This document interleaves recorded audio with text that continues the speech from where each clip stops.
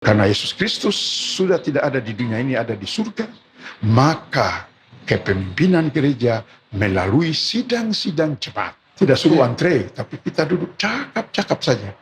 Sesudah Seperti itu, teman. sebagai teman, padahal kami masih mahasiswa. Baru dia suruh Ota, istrinya nama Ota. Kasih ini anak-anak ini, pemimpin masa depan. Jadi saya pikir kalau P3W ini begitu sistem makannya, tertib, sistem belanjanya tertib, maka keluarga yang tadi itu seperti Mazmur 128 katakan itu.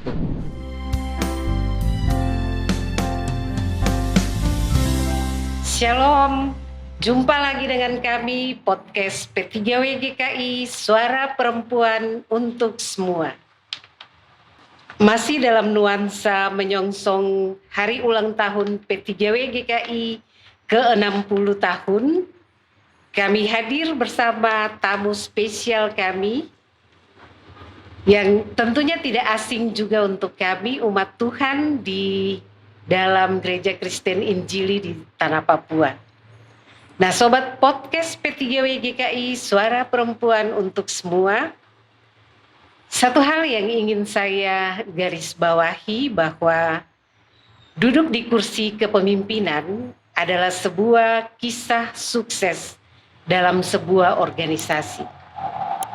Pastinya ada cerita tersendiri di balik sebuah kesuksesan. Untuk itu di episode 8 ini kita akan bincang-bincang dengan satu bintang tamu spesial.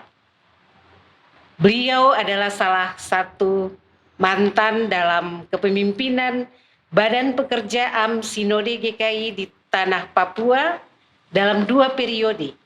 Periode 1996 sampai dengan 2006. Siapa beliau?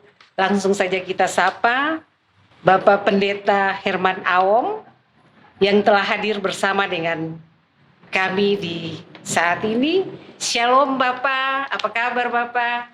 Shalom. Selamat sore. Kami senang sekali Bapak bisa punya kesempatan untuk hadir bersama kami dalam podcast P3W di tengah-tengah kesibukan Bapak.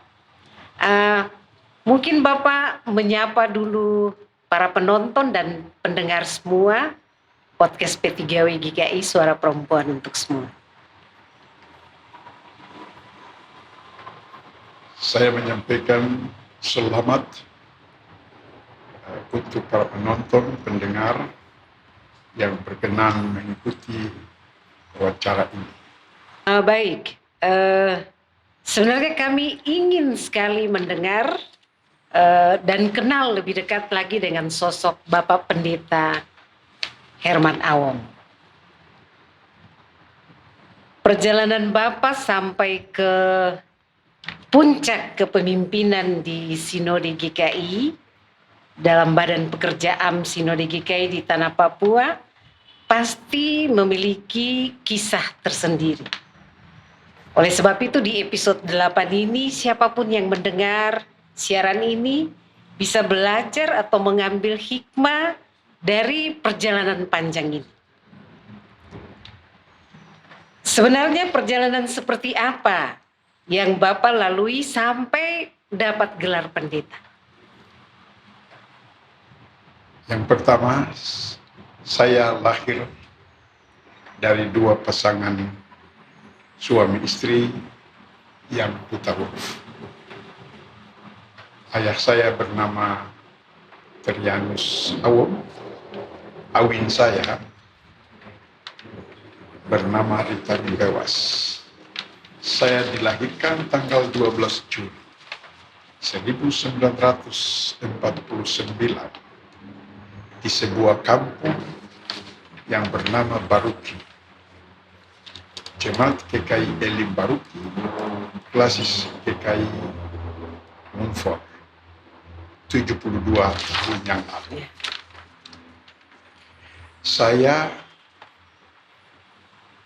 Ayah saya atau kamam saya meninggal dunia ketika saya berumur 5 tahun. Dan saya dibesarkan oleh awin saya Rita Bewas, seorang buta huruf. yang sejak kelas 2 SMP Negeri Manokwari, ia menawarkan saya dan dia mempersembahkan saya supaya menjadi pendeta. Nama saya buta huruf, tetapi ia ikuti informasi tentang perguruan teologi GKI Abepura Jayapura. Pada waktu itu, sejak sekolah teologi di Serui didirikan, ia menerima tamatan-tamatan dari PMS dan Odo Ofo atau guru jemaat. Itu berlangsung dari tahun 1954 di Serui sampai 1966 di Abepura Jayapura. Dan ketika itu saya katakan kepada mama saya bahwa SMP tidak menerima lagi, perguruan teologi tidak menerima lagi tamatan SMP, hanya menerima tamatan SLTA, SPG, SMA, dan sekolah sederajat lainnya. Yang luar biasa adalah saya menawarkan kalau boleh saya masuk sekolah pendidikan guru, supaya saya bisa jadi guru atau bisa lanjutkan. Tapi mama saya yang sederhana itu, rupanya dia sering kebiak karena om saya, Mantri Adirianto, lewas menjadi petugas mantri di Biak. Dan rumah dari om saya ini dekat dengan SMA YPK Biak di Ritz. Itulah awal kerinduan mama saya. Jadi saya bukannya melamar, tetapi mama saya yang mendorong saya untuk masuk sekolah perguruan teologi di Abepura. Tentang perilaku hidup saya dibentuk oleh mama saya. Dari kecil masuk SD di kampung 3 tahun, ketika itu disebut sekolah rakyat, dalam zaman Belanda disebut dorpschool. Lalu tahun 62, sejak peralihan Irian Barat atau Yehunea kepada Indonesia, saya pindah dan masuk di LSB Manokwari. Sekarang terkenal dengan SD YPK Manokwari Kota. Selesai dari situ saya melanjutkan ke SMP Negeri Manokwari tahun 65 sampai 68. Kemudian saya dari Manokwari saya pindah ke Biak, melanjutkan lagi di SMA YPK Biak untuk bisa menggapai cita-cita dari awin saya yang buta huruf itu. Yang sangat menarik di situ, bahwa supaya saya masuk perguruan teologi Abepura, mama saya sejak SMP mau pindah ke SMA YPK Biak, mama saya memelihara seekor babi, disembeli, dijual, dan dengan uang itu saya bisa berangkat ke Biak. Setelah saya selesai SMA YPK Biak, mama saya jual lagi babi yang dia piara 1 tahun menjelang kelas 3 SMA YPK Biak, dan saya masuk di perguruan teologi ketika itu. Saya ingat baik, waktu itu animo orang jadi pendeta minim sekali, sehingga kelas kami 15 orang drop out, gugur, sistem gugur waktu itu di perguruan teologi, sehingga kami yang pendeta 8 orang ditabis menjadi calon pendeta 8 orang dan ditabiskan menjadi pendeta GKI pada hari Minggu Desember 1975 di Sialong, Pasifik Indah, Klasis Kotawi Jayapura, sekarang bernama Klasis Sport Mumbai Jayapura. Setelah dipendetakan, saya ditempatkan sebagai pendeta muda di Klasis GKI Sentani pada tahun 1976 dan menjadi pendeta jemaat Klasis GKI Sentani selama 5 tahun. Dari tahun 1976 sampai 1981. Kemudian saya dimutasikan lagi oleh Sinode GKI di Irian Barat pada waktu itu, Irian Jaya pada waktu itu, ke Komisi Pembinaan Jemaat Kepala Burun untuk pembinaan jemaat di 13 klasis, yakni klasis GKI Manokwari, klasis GKI Bintuni, klasis GKI Wondama, klasis GKI Kebar, klasis GKI Amberbaken, klasis GKI Sorong, klasis GKI Raja Ampat, klasis GKI Teminabuan, klasis GKI Ayamaru Aitinyu Aifat atau terkenal ketika itu A3 dan sekarang menjadi klasis 3 klasis, yaitu klasis Mebrat Aitinyu Aifat atau klasis Ayamaru Aitinyu Aifat seperti nama yang semula. Kemudian klasis GKI Inanuata, klasis GKI Fakfak, klasis GKI Kaimana, klasis GKI Sorong, dan klasis GKI Raja Ampat.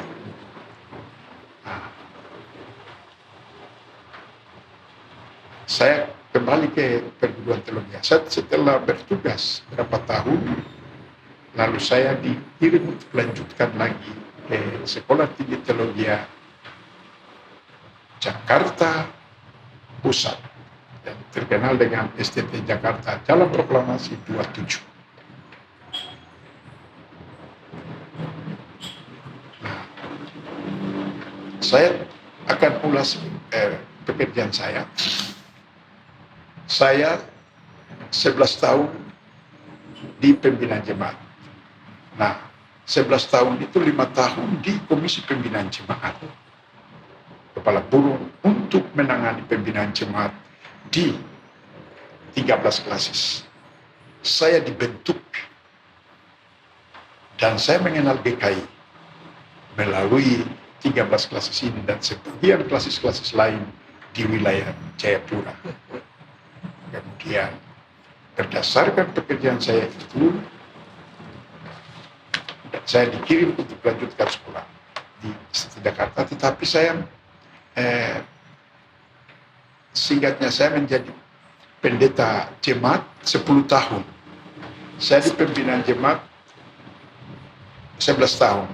Saya pimpinan wakil ketua sinode selama 10 tahun. Saya bersama teman-teman dipilih pada sidang sinode ke-13 GKI di Fakfak tahun 1996. Kemudian dipilih lagi untuk periode yang kedua pada sidang sinode ke-14 di Jemaat GKI Maranatha Remu Klasis GKI Sorong.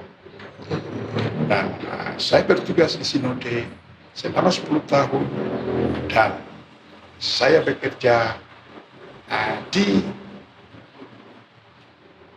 jemaat dan klasis dan komisi pembinaan jemaat dan sinode selama 33 tahun. Saya emeritus di jemaat GKI mula-mula, yaitu jemaat GKI Martin Luther Sentani pada tanggal 30 Agustus tahun 1900 tahun 2009.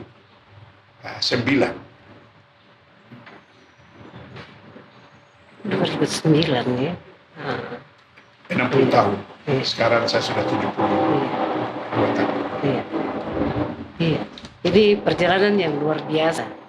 Tapi ada yang terkesan, satu hal yang saya terkesan Bapak, mungkin saya mau kembali lagi. Kalau dengar Bapak punya cerita ini sebenarnya ada satu sosok yang sangat mendukung, yaitu peran perempuan. Bapak cerita Bapak punya mama yang mendorong. Nah, kalau kita lihat di sini nih sebenarnya sejak itu sudah ada roh pergerakan perempuan. Walaupun tadi Bapak bilang buta huruf, tapi sebenarnya pikiran tidak buta huruf. Ini pikiran yang luar biasa. Dan di sini ada roh pergerakan perempuan. yang sudah dimulai sampai dengan Bapak ada di posisi puncak dalam kepemimpinan Badan Pekerja AMU Sinode. Itu luar biasa sekali. Saya mengapa pakai istilah buta huruf? Iya, Karena seorang perempuan buta huruf atau Iya. seorang awit buta Iya. huruf bisa membentuk saya. iya, betul. Satu mengapa saya katakan membentuk saya? Ada satu istilah Biak yang dia bilang begini, Wando Ronwana, diterjemahkan dalam bahasa Indonesia, kau makan apa yang kau punya. Ini nasihat yang sangat luar biasa, dan itu terekam di memori saya, dan saya kerja itu karena beliau, mama saya yang buta huruf ini telah menanamkan filosofi Rabiat. Kau makan yang kau punya, yang bukan kau punya jangan kau makan. Dan itu menjadi modal saya.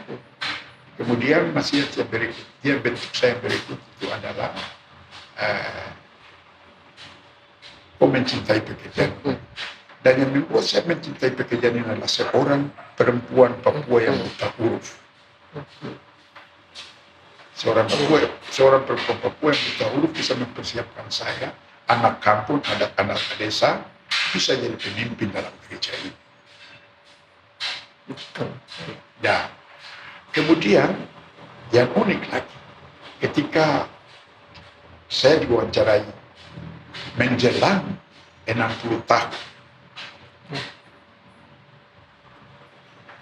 P3W, tanggal 2 April yang akan datang, saya bangga bertemu dengan seorang perempuan kampung yang buta huruf, dan saya punya istri almarhumah Yakoba Imbiri, guru dari P3W yang sebentar lagi beberapa minggu ke depan akan merayakan 60 tahun. Jadi saya rasa bangga, dan saya mau memberikan dari pengalaman saya dengan seorang buta huruf dan seorang ibu, istri saya, dari sekolah ini. Lalu teringatlah saya kepada Pak Malowali, Ketua Sinode GKI yang ketiga. Ketua Sinode yang pertama FYS Lumayu, Ketua Sinode yang kedua Pendeta yang Mamoribu, Ketua Sinode yang ketiga adalah Pendeta William Malowali. Ketika itu dia terpilih jadi Ketua Sinode, dan sementara dia tinggal di rumah Joseph sambil menunggu Ketua Sinode Mamoribo keluar dari rumah itu baru dia masuk. Sore-sore kami mahasiswa di situ naik di atas, duduk dengan kami punya Ketua Sinode. Kami lihat dia, dan dia pernah menceritakan tentang P3W, waktu itu namanya PLPS. Lalu dia bilang begini, saya masih muda, saya ikut Pak Rumaimun ketika mendirikan LPS tanggal 2 April 62. Baru April, Mei, Yahunea, Irian Barat diserahkan kepada Indonesia. Tahun yang sama. Dan seorang pimpinan Sinode FYS Lumainu bisa katakan moto dari P3W. Saya lupa moto itu, silakan Ibu tolong saya untuk ucapkan moto yang dikatakan oleh Lumainu pada waktu itu. Celaka suatu bangsa yang kaum laki-lakinya maju dalam pendidikan, sementara kaum perempuannya tidak ikut serta di dalam proses perubahan. Itulah Malowali katakan. bagaimana gereja ini, orang Yahudi atau orang India Barat atau sekarang jadi orang Papua, kamu maju, sedangkan kaum perempuan tertinggal di kamu. Dan tujuan rumahmu, Mamoribo, Maluali, dan pemimpin-pemimpin berikutnya berdiri di atas landasan motor yang celakalah sebuah jemaat. Saya ulangi, celakalah sebuah keluarga jemaat GKI di tanah Papua kalau jemaatnya tidak didukung oleh seorang perempuan yang berpendidikan, berpengalaman, masak-memasak, mendidik anak-anak yang sehat, mengajar anak-anak, kemudian menjadi ibu dari seorang pendeta, seorang guru jemaat, seorang guru izin, tapi juga menjadi nyonya dari anggota jemaat yang menikahkan seorang alumni dari PLPS ataupun P3W. Dan ini yang saya punya memori betapa luar biasanya Ketua Sinode pertama punya kata-kata hikmat ini. Betul. Ya. Bapak, kalau Bapak lihat dari pengalaman pekerjaan, sebenarnya ada banyak hal ya yang membentuk karakter. Tapi kalau dengar Bapak punya cerita, sebenarnya karakter ini sudah tumbuh dan terbentuk melalui peran mama tadi. Kalau Bapak bisa sebut, kira-kira karakter apa yang harus dimiliki seseorang kalau dia mau jadi pemimpin? Ya, kalau apa itu Mazmur 128,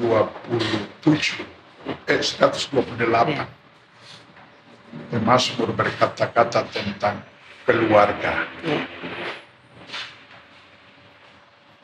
Berbahagialah ayah keluarga yang memberi makan istri dan anak-anaknya dari keringatnya sendiri. Maka istrinya bagaikan pohon anggur yang begitu indahnya menjalar di sekitar meja makan, dan anak-anaknya bagaikan tunas-tunas zaitun yang indah dan berwarna-warni segar dalam sebuah keluarga Kristen. Keluarga Kristen yang kecil. Apa itu keluarga inti? Kalau keluarga inti ini kuat dari seorang mama, seorang ayah yang bekerja dengan cucu, bekerja dengan keringat sendiri. Dan saya ingat kata-kata dari mama saya tadi, kau makan apa yang kau punya, kau tidak boleh makannya apa yang bukan kau punya. Itu berarti ada nilai kejujuran di situ, nilai ya Bapak. kejujuran. Iya. Seperti Mazmur 128. Jadi P3W ini luar biasa. Sederhana, tetapi pendiri gereja kita, para pendeta-pendeta tua yang memimpin gereja ini, begitu luar biasa beliau. Sekarang kita punya pendeta yang hebat, tapi keluarganya, mama-mama itu tidak mendukung. Saya ambil satu contoh. Saya banyak belajar dari istri saya. Karena di P3W ini dia bilang begini, istri saya, Yakoba bilang, waktu kami dua di Sentana, kita ini jadi guru, kita belanja, dan daftar belanja itu mereka buat, gubernur kami buat, nanti catat belanja-belanja itu. Lalu hal yang berikut, Ibu Marike diajar kami untuk belanja untuk asrama untuk 1 minggu atau 1 bulan. Dan ini Kak, saya ambil contoh dan saya sendiri dengan istri saya. Apa yang dapat dari sekolah ini? Lalu teringatlah saya moto Rumaimu, kemudian cerita dari Ketua Sinode ketiga. Ketika itu kami datang bertamu dia sebagai mahasiswa kecil di perguruan teologi yang Iya. bertemu dengan seorang. Dan bagaimana ketua sinode sebagai Iya. bapak, sebagai pastor dia terima Iya. calon pendeta dengan tidak suruh antre, tapi kita duduk cakap-cakap saja. Sesudah Seperti itu teman. sebagai teman, padahal kami masih mahasiswa. Iya. Baru dia suruh Ota, istrinya nama Ota. Iya. Kasih makan ini anak-anak ini, pemimpin masa depan. Jadi saya pikir kalau P3W ini begitu sistem makannya tertib, sistem belanjanya tertib, maka keluarga yang tadi itu seperti Mazmur 128 katakan itu. Iya. Luar biasa.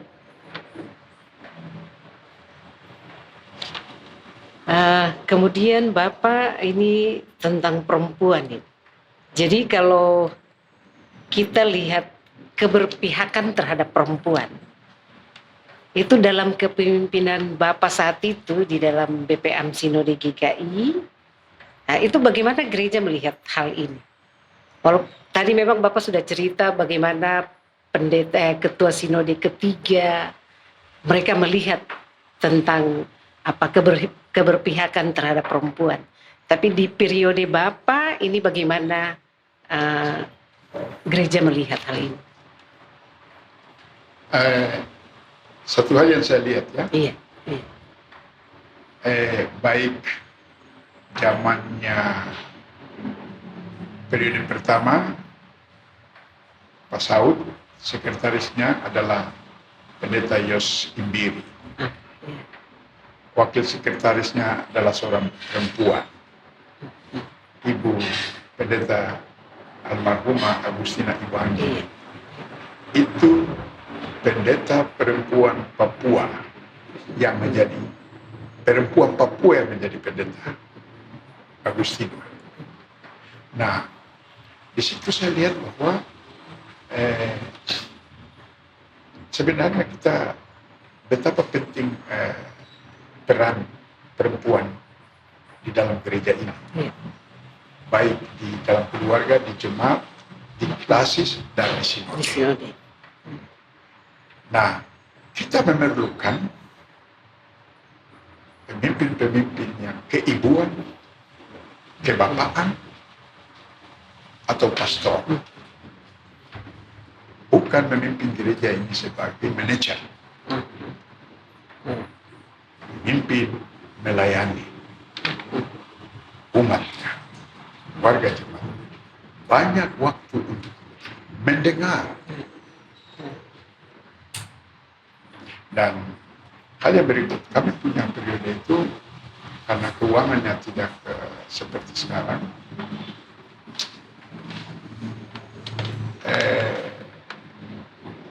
Saya lihat Saud, apalagi penginjil atau pendeta-pendeta atau jemaat yang bertugas di klasis-klasis seperti Balimia Limo, Bintuni, Amberbaken, Kebar, Kaimana, Fakfak, Numfor, Sendi sekarang, Maberamo, macam mau utamakan mereka. Nah itu perlu ada kebapaan. Saya belajar selama 10 tahun, saya pikir bahwa kebapaan itu perlu. Dan ada waktu untuk mendengar, mendengar keluar. Betul ya. Kalau terkait dengan P3W GKI Bapak, dalam kepemimpinan Bapak pada saat itu, bagaimana Bapak lihat P3W ini bertumbuh di saat itu? Apa itu? Secara sengaja berencana saya sebut Manowali, menceritakan itu, dan itu tidak dapat di sejarah gereja GKI. Itu dapat dari mendengar. Dan saya belum tentu saya jadi pendeta kan. Tapi bisa saya mendengar dari seorang ketua sinode yang bisa menceritakan Saya pikir bahwa dia menceritakan sama kami dan dia percaya dan bukan percaya tapi dia harap bahwa nanti kami akan menjadi teman. Dan setelah saya tamat dari sekolah perguruan teologi, saya berbahagia sekali karena saya mendapat seorang tua yang Bapak Yusuf Okoka, pendeta Yusuf Okoka, ketua klasis. Saya lihat dia seorang Bapak. Misalnya, nanti kalau waktu itu kami periode itu, tahun 70-an sampai 80-an dan 90-an maksudnya. 80-an, kalau 90-an itu sudah mulai bagus. Ada setoran dari jemaat-jemaat, ya kami terima penuh. Gaji kami waktu itu 8.000 rupiah. Dia bagi, terutama kami pendeta-pendeta, guru jemaat dia utamakan. Lalu dia bilang begini, ini seorang, karena ibu tanya saya tentang Bapak. Dia bilang begini, kamu terima bulan ini, tapi jangan kamu ingat 4 bulan lalu yang panjang. Jangan kamu harap nanti tidak akan datang. Atau 12, apalagi 12 bulan, itu tidak akan datang. Tetapi, kalau kamu bekerja baik, masa-masa depan kamu akan menikmati yang ada. Kamu menanam. Kami menanam. Anak baru nanti jadi menyiram. Tapi yang menemukan pekerjaan yang ada Tuhan sendiri. Korintus. Luar biasa, iya. Kemudian masih seputar P3W lagi. Kalau Bapak melihat, apakah P3W sendiri ini dalam proses berjalannya P3W itu di zaman kepemimpinan Bapak, apakah dia sudah berjalan sesuai dengan yang gereja harapkan atau kebijakan gereja atau seperti apa? Ada pepatah tua bilang, lain padang, lain belalang. Jadi tidak bisa saya samakan teman-teman yang sekarang memimpin atau yang kemarin memimpin. Tapi kalau kita belajar, karena kita gereja ini, kita punya sejarah gereja toh. Kalau Pak Rumainum meresmikan P3W ini pada tanggal 2 April dengan moto yang tadi itu, celakalah suatu bangsa atau celakalah suatu gereja kalau pendetanya maju, anggota jemaatnya pintar-pintar, tapi ibu-ibu yang mendidik anak-anak, anggota jemaat, anggota baptis, anggota city, anggota katekisasi, city, warga jemaat tidak maju. Diteruskan apa yang sudah ada di moto dari ini, diteruskan mengapa sampai sekolah ini dibentuk. Pusat ini dibentuk. Mengapa disebut PLP setelah ditinggalkan jadi P3W.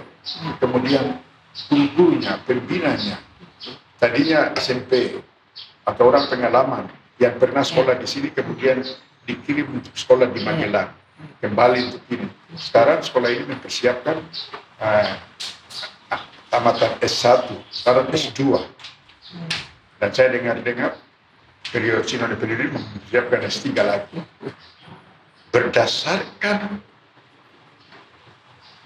rancangan induk pengembangan GKI, keputusan sidang Sinode ke-10 tahun 1984 di Manokwari, bahwa GKI di Irian Barat, sekarang GKI di Tanah Papua, pada tahun 2000, kemandirian di bidang teologi, daya, dan dana. Nah, seiring dengan RIP ini, sekarang disebut rancangan induk pengembangan Renstra GKI, hasil pergumulan rakyat kemarin yang akan dibawa ke sidang Sinode di Waropen bulan Juli 2022 ini. semua itu diletakkan dalam apa sistem pemerintahan gereja Kristen Injili di tanah Papua, sistem pemerintahan presbiterial sinodal. Dan ditetapkan dalam tata gereja bahwa pemerintahan gereja adalah Yesus Kristus. Karena Yesus Kristus sudah tidak ada di dunia ini, ada di surga, maka kepemimpinan gereja melalui sidang-sidang jemaat yang dipimpin oleh majelis-majelis jemaat. Di dalam majelis jemaat itu ada pendeta. Ada pendeta. Kalau itu diputuskan berdasarkan sistem pemerintahan gereja ini yang presbiterial sinodal, sinodal adalah sunhodos, berjalan bersama-sama, memutuskan bersama-sama, melaksanakan bersama-sama, bukan satu pimpinan naik, lalu dia buat kebijakan di luar daripada tata gereja dan landasan teologi dari gereja Kristen Injili di tanah Papua. Dengan demikian maka program dari sekolah ini seiring dengan perkembangan dan kemajuan ilmu pengetahuan dan kemajuan yang lainnya yang ikut mempengaruhi generasi perempuan-perempuan Papua.